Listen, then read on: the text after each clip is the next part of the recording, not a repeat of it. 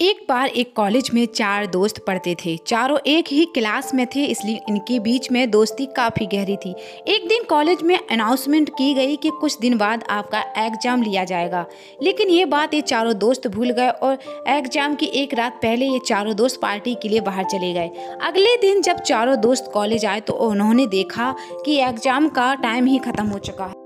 तब इन चारों दोस्तों ने एक प्लान बनाया और कार का ऑयल अपने कपड़ों पर लगाया और अपनी प्रिंसिपल की कैबिन में जाकर प्रिंसिपल से कहा, हमारी कार का टायर पंचर हो गया था इसलिए हम एग्जाम दे नहीं पाए। प्रिंसिपल ने कहा, ठीक है, तुम कल कॉलेज आना, कल तुम्हारा एग्जाम ले लिया जाएगा। चारों दोस्त खुश होकर वहाँ से निकल गए और ये सोचने लगे कि आज तो हम बच गए। इन चारों दोस्तों ने रात भर पढ़ाई की और जब अगले दिन एग्जाम देने गए तब इनसे कहा गया कि तुम चारों का एग्जाम अलग अलग क्लास में लिया जाएगा। चारों दोस्त अलग अलग क्लास में जाकर बैठ गए, लेकिन जब इनके हाथ में क्वेश्चन पेपर आया तब इनकी आंखें खुली की खुली रह गईं, क्योंकि क्वेश्चन पेपर में सिर्फ एक सवाल लिखा था कि कार का कौन सा टायर पंचर हुआ था। चारों दोस्त हैरान हो गए। तब उनको अपनी गलती का एहसास हुआ।